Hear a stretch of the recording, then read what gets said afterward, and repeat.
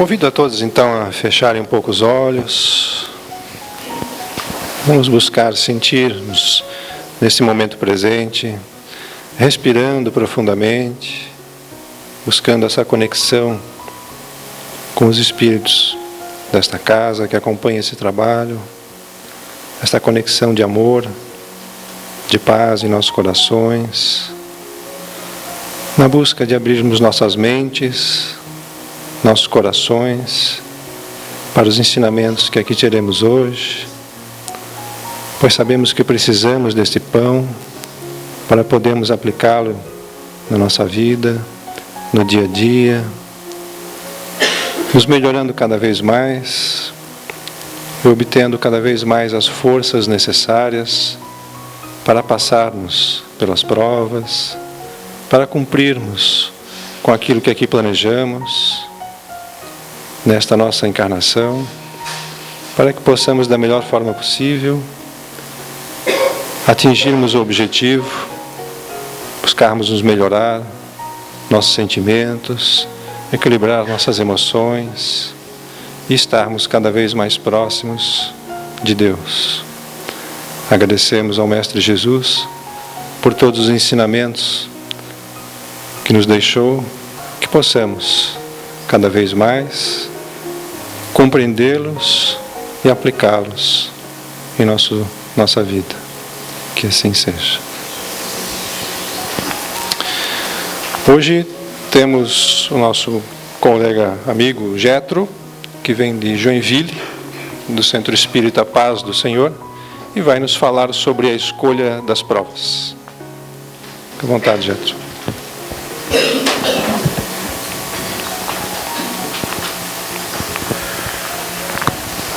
Boa noite a todos. Que a paz e as bênçãos do Mestre Jesus permaneçam com todos nós.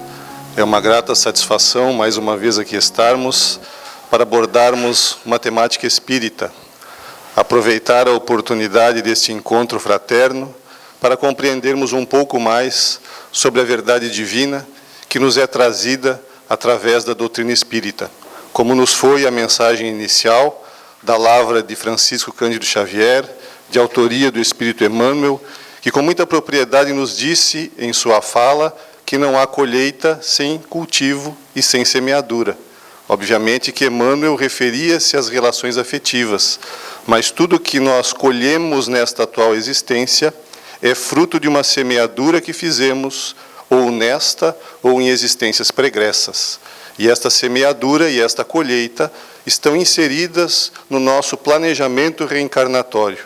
E como parte desse planejamento reencarnatório está a escolha das provas, a escolha das dificuldades que enfrentaremos na nossa existência carnal e que tem um objetivo muito claro diante das leis divinas que são soberanamente justas e boas, como é o nosso Criador. E este objetivo não é outro senão permitir o nosso crescimento, permitir a nossa evolução num caráter educativo e jamais punitivo, porque Deus não castiga e não pune a ninguém, mas as suas leis justas e boas nos trazem a obrigação de colhermos exatamente tudo aquilo que plantamos. Então, as provas pelas quais nós precisamos passar são escolhas que fazemos. E, obviamente, que se fazemos escolhas e buscamos provas, queremos testar algo.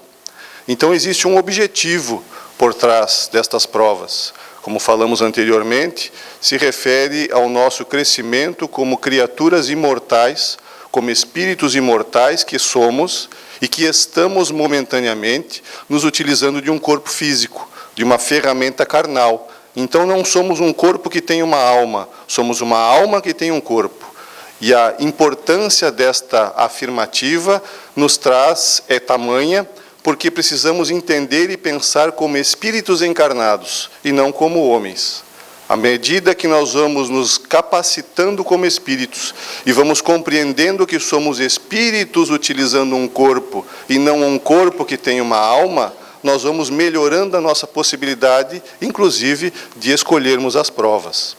E esta reencarnação, este processo natural que faz parte da lei natural, que é uma criação divina na qual nós todos estamos inseridos e que é uma harmonia, porque em uma das questões do Livro dos Espíritos, quando vai tratar da lei natural, Kardec, os Espíritos, através da codificação de Kardec, nos esclarecem que a harmonia que existe no universo material, como no universo moral, funda-se nas leis divinas. Ou seja, mesmo que nós não tenhamos capacidade de enxergar, neste momento, na nossa atualidade, como sempre o foi e como sempre será, existe harmonia. Tanto no universo material, como no universo moral. Porque tudo o que existe neste universo infinito está sob o guarda-chuva das leis divinas. Portanto, existe um objetivo para que tudo ocorra. E se nós voltarmos um pouquinho, antes de adentrarmos nas questões que tratam da escolha das provas, que vão da 258 a 277 do Livro dos Espíritos, a 273 do Livro dos Espíritos, nós vamos buscar uma informação na questão 132, onde Kardec faz a seguinte indagação: qual o objetivo da encarnação dos espíritos? Por que nós estamos aqui, momentaneamente, inseridos neste mundo material, cada um de nós com uma personalidade, com um personagem que nós conhecemos pelo nome que utilizamos nesta atual existência, personagem este que representa uma pequena parcela do espírito imortal que somos, uma vez que somos a soma de todas as reencarnações que já tivemos e a soma de todas aquelas que teremos para frente. Então, hoje nós nos apresentamos aqui nesta ferramenta física com informações registradas pelo nosso perispírito no cérebro físico, do que somos e do que precisamos para esta existência, neste personagem que estamos interpretando neste momento. E existe um objetivo para que isto aconteça. E os Espíritos nos dizem assim: Deus lhes impõe a encarnação com o fim de fazê-los chegar à perfeição. Olha que extraordinário. Qual é o objetivo de estarmos reencarnados? Chegarmos à perfeição. Estamos condenados a sermos perfeitos. E lembrando que de arraste com a perfeição vem a felicidade. Mas não são esses momentos fugidios, sazonais de felicidade que nós temos aqui, e que são amostras grátis que a providência divina nos dá, quando nós sentimos alegria, quando nós sentimos felicidade, daquilo que sentiremos constantemente quando atingirmos esta perfeição que ali está citada. Ainda que seja uma perfeição relativa, porque a perfeição absoluta só a Deus pertence. Mas o objetivo da encarnação é fazer-nos chegar à perfeição. E será que nós caminhamos nesta atual encarnação, objetivando chegarmos à perfeição, tendo como meta, agindo, objetivando chegarmos à perfeição, ou utilizamos a nossa reencarnação como homens, como corpos que têm uma alma, e não como uma alma que possui um corpo? Porque isso faz toda a diferença. Ao invés de utilizarmos os nossos momentos para o nosso crescimento espiritual, muitas das vezes nós os utilizamos para a satisfação dos nossos prazeres materiais. Mas existe algum problema na satisfação dos prazeres materiais? Em absoluto. Lá, quando trata do supérfluo e do necessário, Kardec pergunta aos espíritos: por que Deus coloca atrativo no gozo dos bens materiais? E nós sabemos que existe atrativo no gozo dos bens materiais. Nós nos motivamos por esses atrativos a trabalharmos, a fazermos economia, porque queremos um imóvel melhor, porque queremos um imóvel, porque queremos fazer um passeio, porque queremos comprar uma roupa, porque queremos comprar um eletrônico e por aí vai. Então existe atrativo, isso é um fato. Mas por que Deus coloca esses atrativos? E aí vem duas motivações extraordinárias. A primeira delas, olha só, para nos motivar a cumprirmos a nossa missão. Porque se não houvessem atrativos, nem trabalhar provavelmente nós trabalharíamos.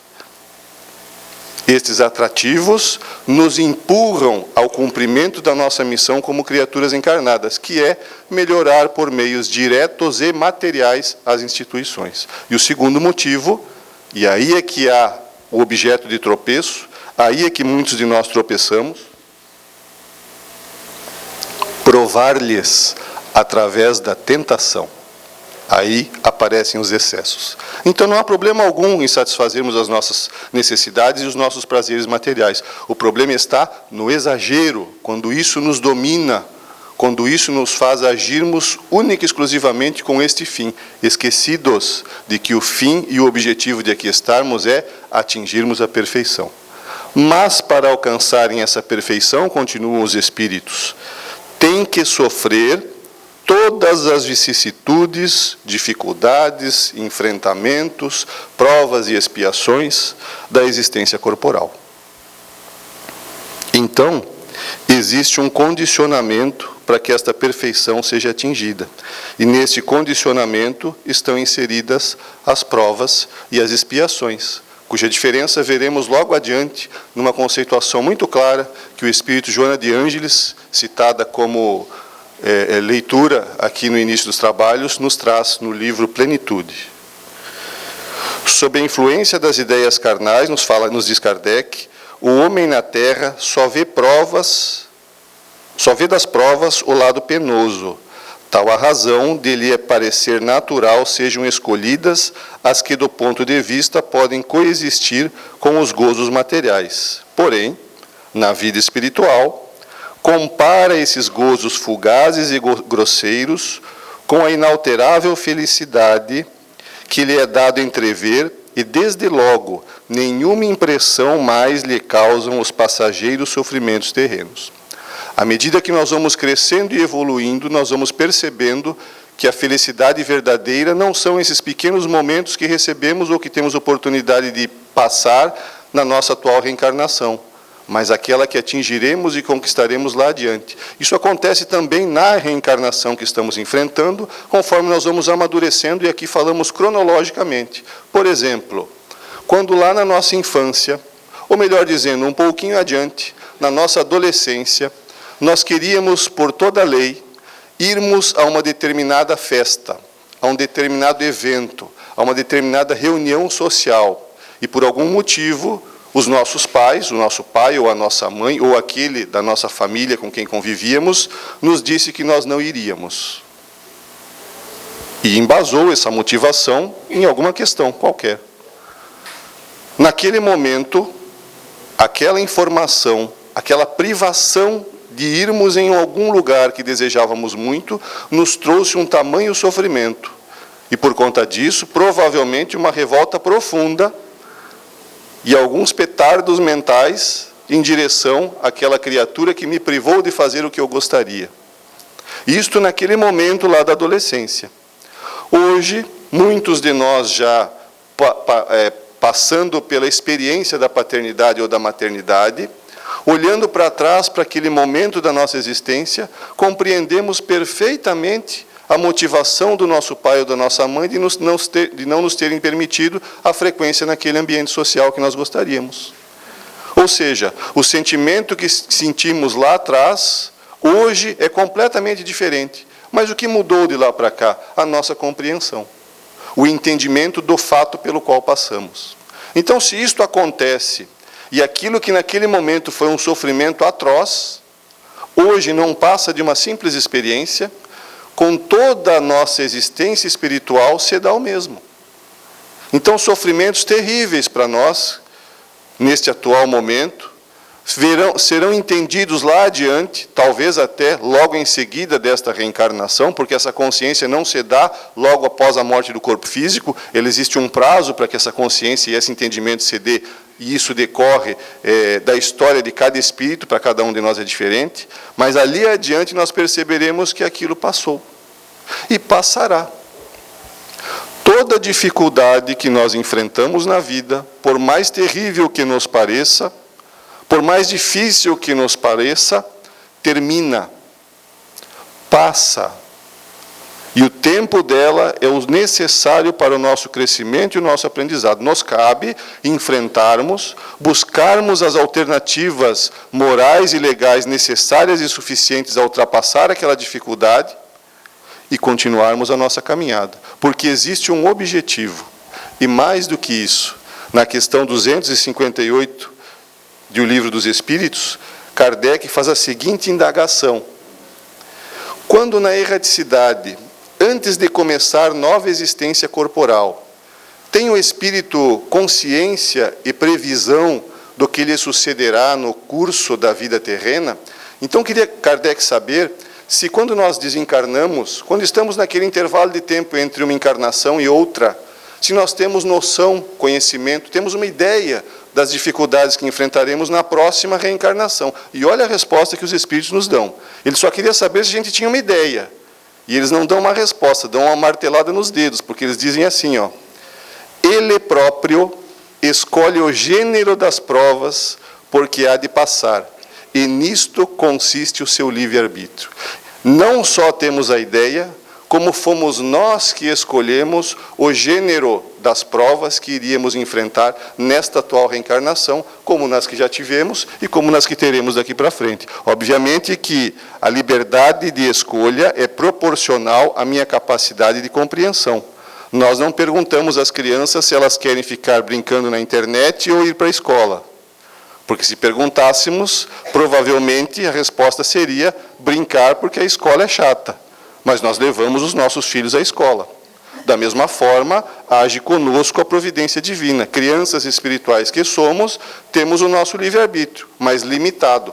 A partir de um determinado momento, quando não nos é possível fazer boas escolhas que nos levem a um crescimento e a atingirmos o objetivo da nossa reencarnação, que é chegarmos à perfeição, a providência divina escolhe por nós. E aí existe o determinismo da lei, que nos faz, inclusive, reencarnarmos contra a nossa vontade, quando isso se faz necessário. Ou seja, aquelas reencarnações em que o poder de decisão de vir ou não vir não parte do espírito, mas da força das coisas que obriga para que isto aconteça. As chamadas reencarnações compulsórias. Então, nesse planejamento reencarnatório, dada esta liberdade de escolha que nós possuímos, inclusive de escolher provas que iremos tombar. Muitas vezes nós escolhemos provas pelas quais não conseguimos passar. E a espiritualidade já sabia que isso aconteceria, mas nós não. Mas por termos o livre-arbítrio, a espiritualidade superior, respeitando isto que é uma lei divina, permite que nós escolhamos provas difíceis, falhemos nestas provas e, por conta desta falha, aprendamos que a nossa limitação ainda existe. E, às vezes, é muito grande. Porque escolhermos provas e enfrentá-las voluntariamente é normal no nosso dia a dia. Aqui, na atual vida terrena, nós escolhemos provas. Por exemplo, quando queremos desenvolver uma profissão, e para isso precisamos nos capacitar através de um curso universitário. Mas nós não entramos pela força da vontade na universidade que queremos. É necessário estudar, se preparar, fazer o vestibular e, se aprovado, adentrar na universidade. Isto é uma prova. Mas o que tem como objetivo esta prova? Provar os meus conhecimentos para ver se eu estou apto a adentrar a um curso universitário. Então, é uma prova voluntária que nós fazemos com muita tranquilidade e que todos conhecemos no nosso dia a dia, na nossa atual existência. Concursos. Às vezes queremos uma ascensão profissional, queremos adquirir algo, queremos uma vida economicamente e profissionalmente mais estável, dentro daquilo que acreditamos que seja mais estável. E, por conta disso, nos preparamos para um concurso, estudamos, deixamos de sair alguns finais de semana, dedicamos horas em cima dos livros estudando, para que sejamos bem-sucedidos naquele concurso que desejamos fazer. É uma prova voluntária. Nós nos submetemos àquela prova. Nós tínhamos um objetivo, nos preparamos e nos submetemos àquela prova. Bens materiais. Às vezes nós queremos conquistar um bem material que está além das nossas possibilidades atuais, monetariamente falando. E o que nós fazemos? Nós deixamos de executar algumas atividades, economizamos, para que nós consigamos juntar o bem, o monetário suficiente para adquirir aquele bem. Então, nos privamos de alguns prazeres momentâneos com o objetivo de atingir um bem maior ali adiante. Conquista de um bem material, uma prova voluntária que nós conhecemos no nosso dia a dia. Uma conquista profissional.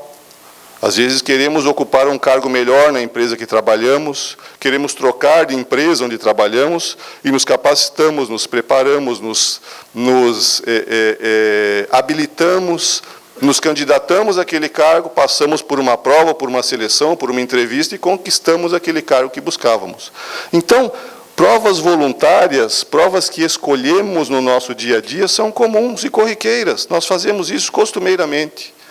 Se isto acontece para uma reencarnação, quanto mais para um planejamento reencarnatório que tem como objetivo atingirmos a perfeição. Lembrando que, como disse Kardec no texto lido, quando nós estamos libertos do corpo material, a nossa capacidade de percepção da realidade da vida é outra. Porque o corpo físico nos anestesia. Nós ficamos com a nossa consciência, enquanto encarnados, no estado de consciência física, meio que anestesiados. Muito influenciados pela matéria, porque também, assim como não podemos entender que somos corpos com almas, mas o contrário, almas que temos corpos, nós temos que entender também que o ser encarnado não é só corpo e não é só espírito. O ser encarnado é a interação entre corpo e espírito. O corpo interfere no espírito e o espírito interfere no corpo. Um exemplo simples. Imaginem virem no sábado, no final da tarde, assistir a palestra pública, sem ter almoçado, nem feito um lanchinho de tarde, com a barriga roncando. Tomara que não tenha ninguém com fome aí. Com a barriga roncando.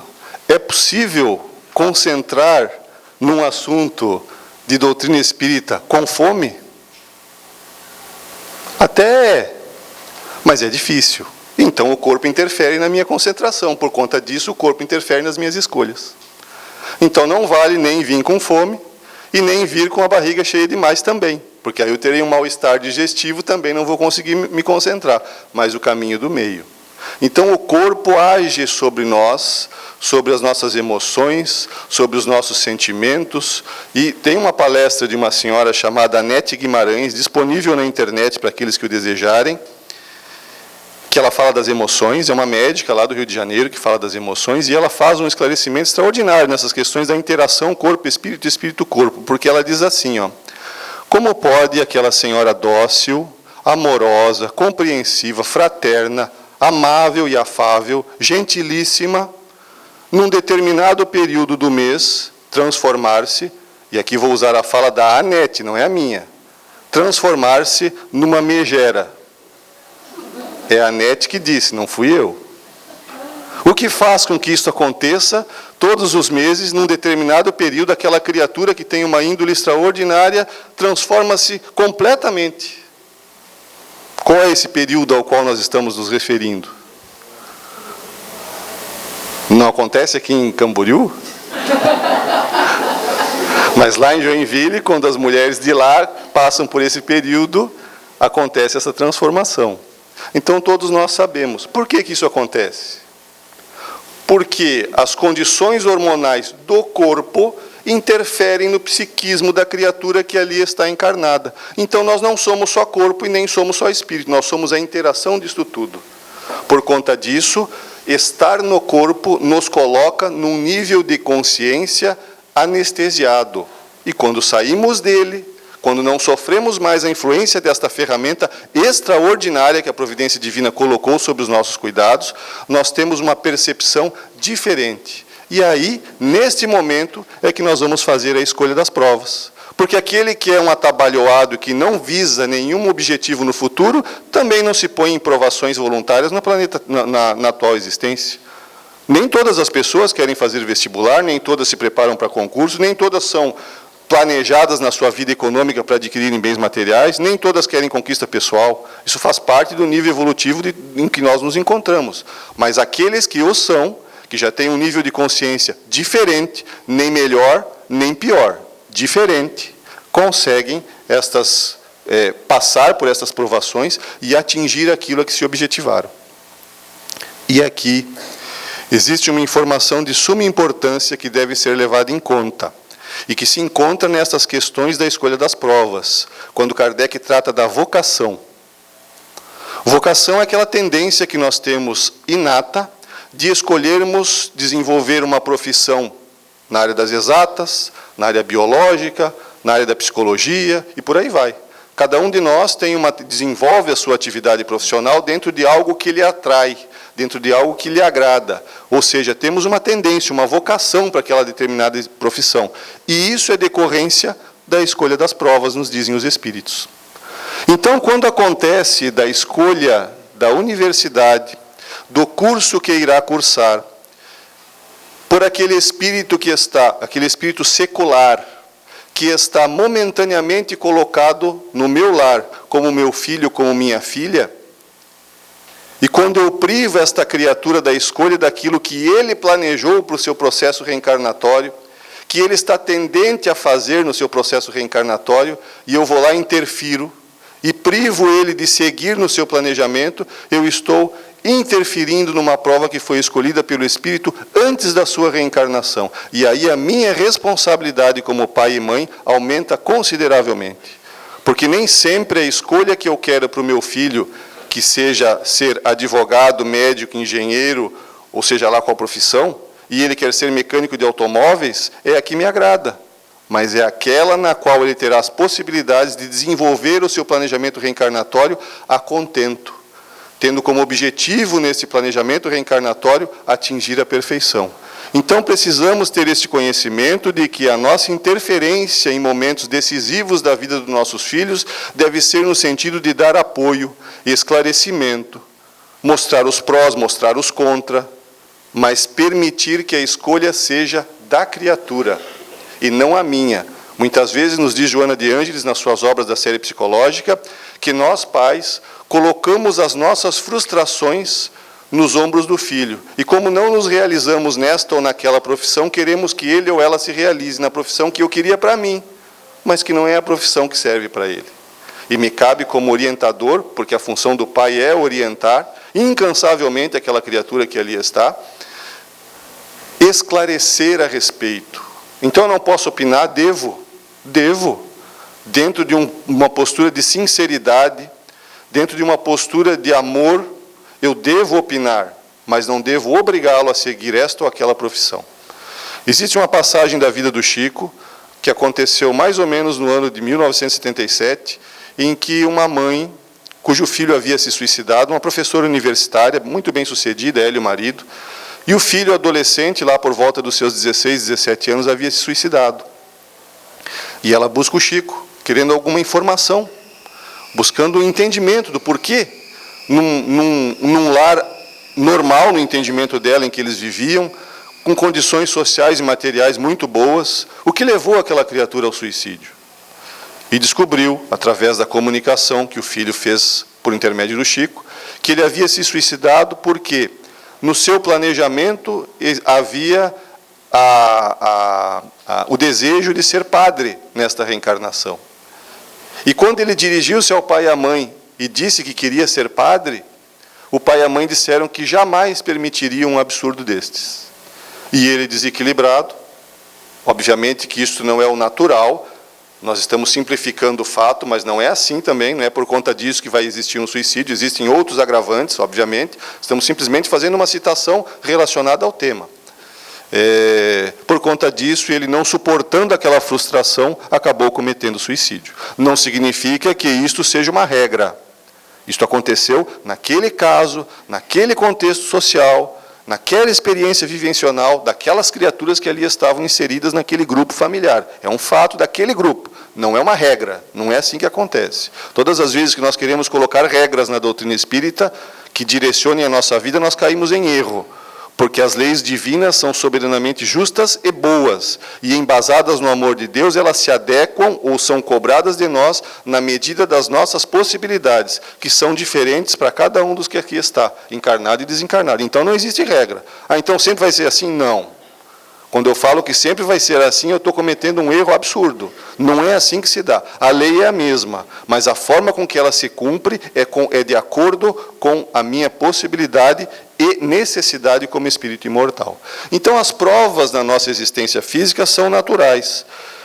E como citamos antes, nem todos se submetem a estas provas. E por que nem todos se submetem? Porque para muitos não há interesse algum em fazer uma universidade.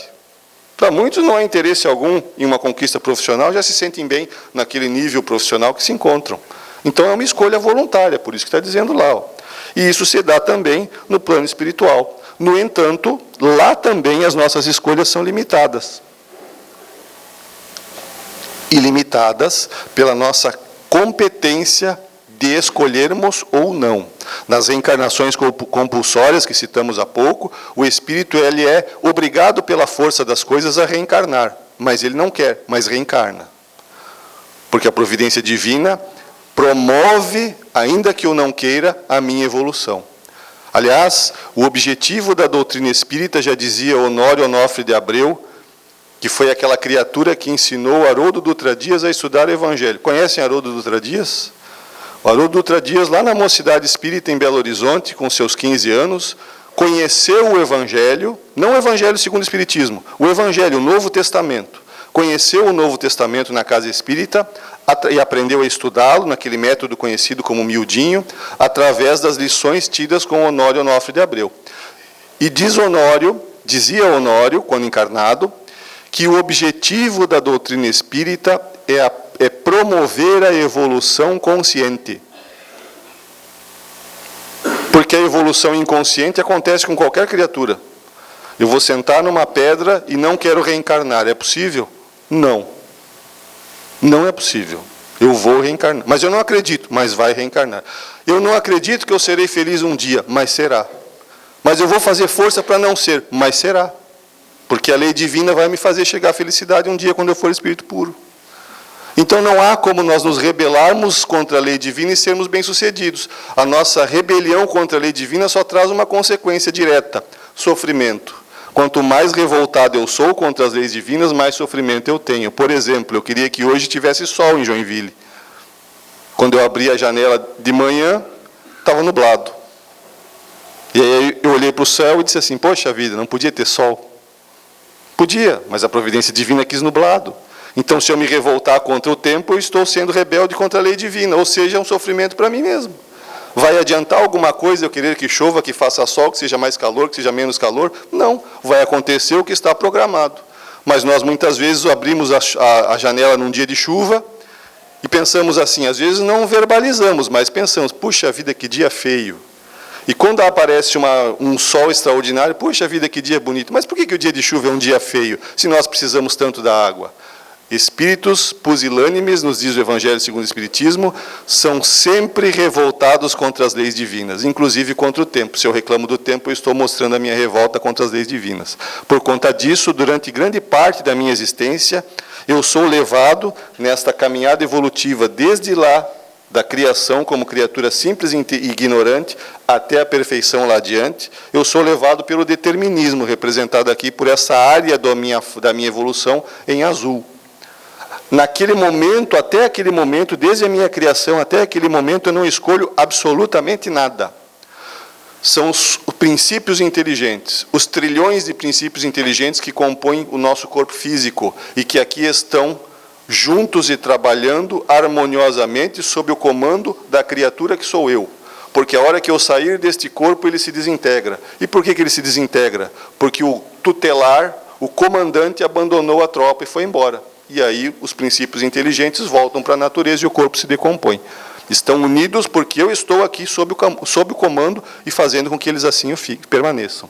A meu serviço. Até aquele momento, nós somos criaturas levadas única e exclusivamente pelo determinismo da lei, pela força das coisas, inconscientemente.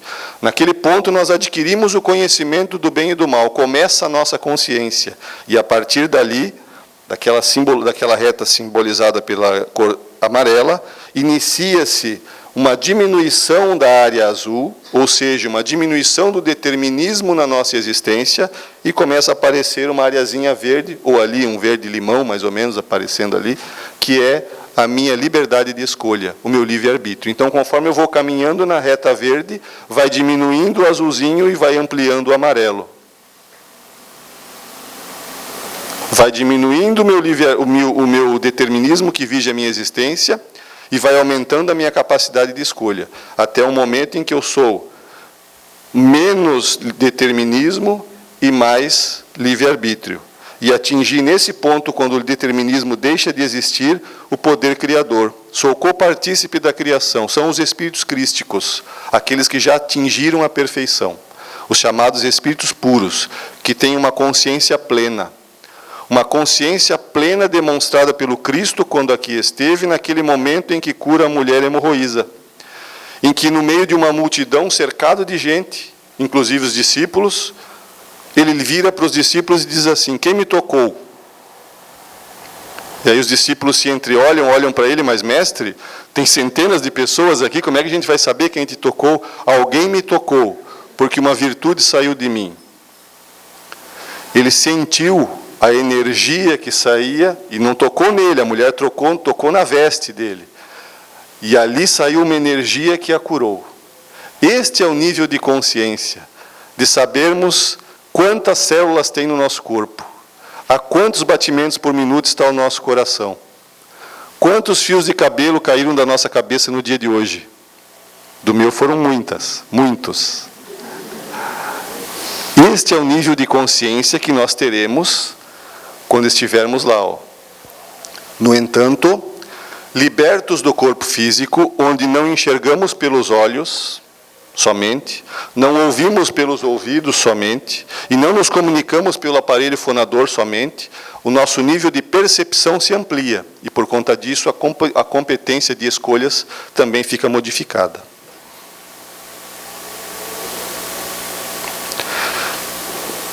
Nesta obra, o espírito Joana de Ângeles, mentora espiritual de Divaldo Pereira Franco,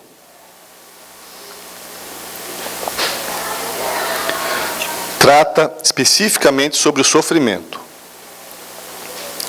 As causas do sofrimento, a cessação do sofrimento, os tipos de sofrimento, caminhos para a saúde e por aí vai. Nos esclarece de uma maneira extraordinária essas questões relacionadas às provas e às expiações. E nos traz um conceito muito interessante sobre o que é prova e sobre o que é expiação. Ah, mas então é só esse o conceito que existe? Não. Nós estamos trazendo aqui o conceito de Joana de Ângeles. Como ela sabe mais do que eu vou utilizar o conceito dela para que a gente possa entender didaticamente qual a diferença entre uma prova e uma expiação. Por que didaticamente? Porque na vida do dia a dia, jamais eu saberei se eu estou passando por uma prova ou por uma expiação. Então, me cabe lutar por todos os meios lícitos e morais para ultrapassar esta prova, mesmo que lá adiante eu veja que não tem solução. Aí vem a resignação, que tem que ser voluntária. Já nos diz Angel Agarô no livro Grandes e Pequenos Problemas. Mas nesta citação, ela nos diz assim, provação. Experiência requerida ou proposta pelos guias espirituais, examinadas as probabilidades de vitória e os recursos ao seu alcance. Então, isto é uma provação. Eu escolho os nossos orientadores no nosso planejamento reencarnatório, porque não existe uma criatura encarnada que aqui está neste salão e no universo que esteja aqui ao léu solta sem planejamento algum. Não existe.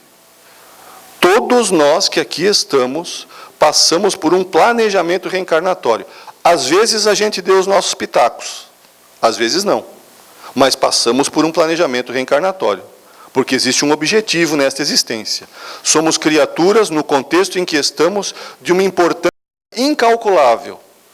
Todos nós que aqui estamos temos uma importância incalculável no contexto em que estamos inseridos. Na família, na cidade, no ambiente de trabalho, no país, no planeta. Somos imprescindíveis, importantíssimos aonde estamos inseridos. E as provas podem ser adiadas, podem ser antecipadas, podem ser ampliadas, podem ser reduzidas, porque existe a participação da vontade daquele que vai passar por ela. Expiação. Muda. São impostas, irrecusáveis, constituem a medicação eficaz, a cirurgia corretiva para o mal que se agravou. Buscam reeducar. São a justiça das leis de Deus. Então, mesmo que impostas e irrecusáveis, têm um objetivo, a reeducação. Não o castigo nem punição. Isso não existe na lei divina. Existe um caráter sempre educativo. E, normalmente, dentro das nossas possibilidades, mesmo as expiações, ainda que impostas, nos são colocadas no caminho com todas as possibilidades de ultrapassarmos a expiação e sairmos vitoriosos. Porque nenhum de nós aqui está reencarnado sozinho. Nós reencarnamos em grupos. E E nós temos a possibilidade da ajuda que nos é ofertada. Leon Denis nos diz que, em todas as fases da sua existência, isso é uma citação extraordinária que nos serve de consolo.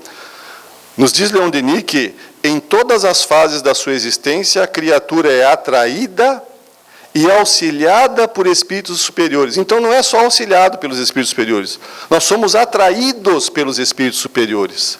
Agora, se nós vamos ceder a esta atração, ou a atração dos nossos comparsas de outros caminhos, é uma escolha nossa.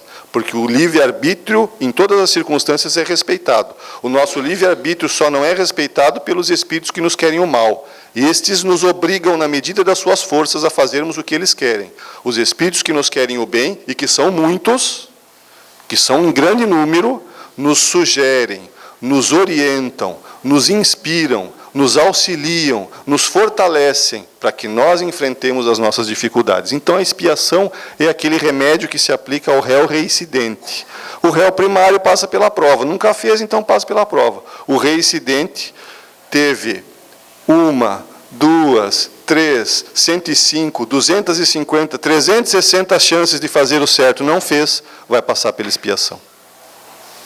É o remédio amargo, é a medicação eficaz. Por quê? Porque aquela criatura não aprenderá de outro jeito. Só passando por aquele sofrimento é que efetivamente ele conseguirá galgar aquele degrauzinho na sua caminhada evolutiva. E quem define isso? A espiritualidade superior. Isto é um problema de Deus, não é um problema nosso. A expiação é um problema de Deus. Ele é que define as dificuldades pelas quais nós efetivamente devemos passar e que tem como objetivo sempre o nosso crescimento e o nosso aperfeiçoamento como espíritos imortais. Dentro da lei de liberdade, Kardec vem nos dizer o seguinte: o espírito imortal, nós, será sempre livre de agir ou não agir.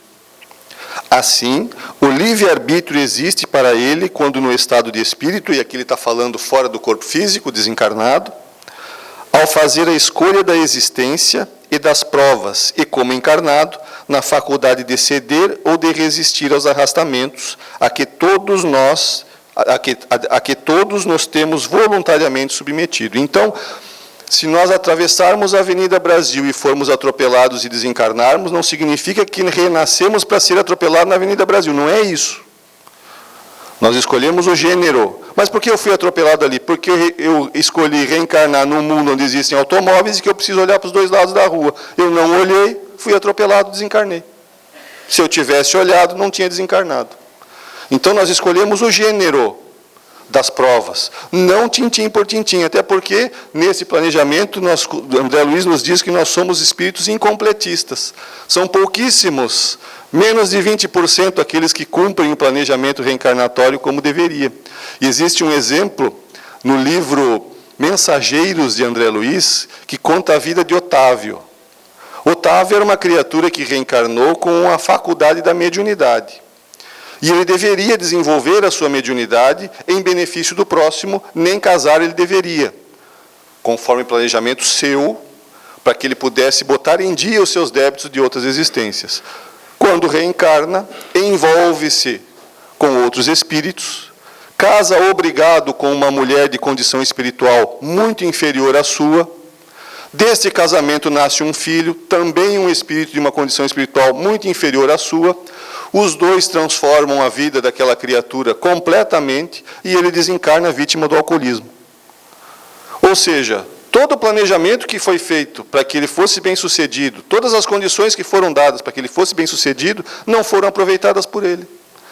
Por conta disso, terá que reencarnar e cumprir novamente aquela situação. No livro Nosso Lar, quando Ricardo prepara-se para um processo reencarnatório, daquela casa onde André Luiz fica hospedado lá no plano espiritual, e os familiares perguntam a ele o que ele desejaria que fosse feito para auxiliar no seu processo reencarnatório naquela existência. Ele responde: orem para que eu não tenha facilidades. Porque ele sabia que se houvesse facilidades, provavelmente não cumpriria o seu planejamento reencarnatório. Então pede à família espiritual que ore a Deus para que ele não tenha no seu caminho facilidades, que para ele seriam uma pedra de tropeço, um impedimento ao cumprimento do seu objetivo reencarnatório. Então nós vemos um outro exemplo ainda, também do livro Nosso Lar, em que a mãe de André Luiz iria reencarnar e receber como filhas as mulheres que perturbavam o pai de André Luiz no plano espiritual, com as quais ele havia se envolvido. Então ela iria reencarnar, ela um espírito que nem estava na colônia Nosso Lar, tamanho o seu nível evolutivo, estava numa outra colônia. Vinha às vezes visitar o André, mas iria reencarnar para receber no seu lar como filhas aquelas duas mulheres que perturbavam aquele que havia sido aqui o seu esposo e pai de André Luiz. Então nós percebemos nesses pequenos exemplos trazidos na literatura de André Luiz as escolhas das provas, a liberdade de ação e o planejamento reencarnatório. Reuniões que são acontecidas no plano espiritual e que objetivam esse planejamento. E, por fim, desprendido da matéria e no estado de erraticidade, o espírito procede à escolha de suas futuras existências corporais, de acordo com o grau de perfeição a que haja chegado. E é nisto, como temos dito, que consiste sobretudo o seu livre-arbítrio, de acordo com o grau de perfeição em que haja chegado. Esta liberdade, a encarnação não a anula. Ele cede à influência da matéria. Se ele cede à influência da matéria, é que sucumbe, tropeça, falha nas provas que por si mesmo escolheu. Para ter quem o ajude a vencê-las, concedido-lhe é invocar a assistência de Deus e dos bons espíritos. E aí, nos utilizamos de uma ferramenta extraordinária, ao alcance de todos, em qualquer lugar, a qualquer momento, onde quer que estejamos. Chama-se prece. Que pode ser uma palavra, pode ser uma frase, pode ser um pensamento, mas que, se dirigido com sinceridade, com o desejo sincero, atingirá o seu fim e nós obteremos efetivamente a resposta. Porque as provas, as preces, como diz o Evangelho segundo o Espiritismo, não tiram as provas e as expiações do nosso caminho. Não nos privam das provas e das expiações, porque elas fazem parte, são necessárias ao nosso processo de crescimento, mas nos fortalecem e nos qualificam para enfrentarmos estas provas, para enfrentarmos essas expiações e sermos bem-sucedidos, na certeza sempre de que tudo tem fim. Muito obrigado pela atenção e pela paciência de todos, e que a paz e as bênçãos do Mestre permaneçam com todos nós. Nós agradecemos ao Jethro aí pela exposição de hoje. Os ensinamentos repassados sempre são muito importantes para a nossa reflexão e para percebermos, né, que caminho que nós estamos nas nossas provas. Muito obrigado, Jethro. Retorna hoje para Joinville? Então, um bom retorno para você, que Jesus lhe acompanhe no caminho.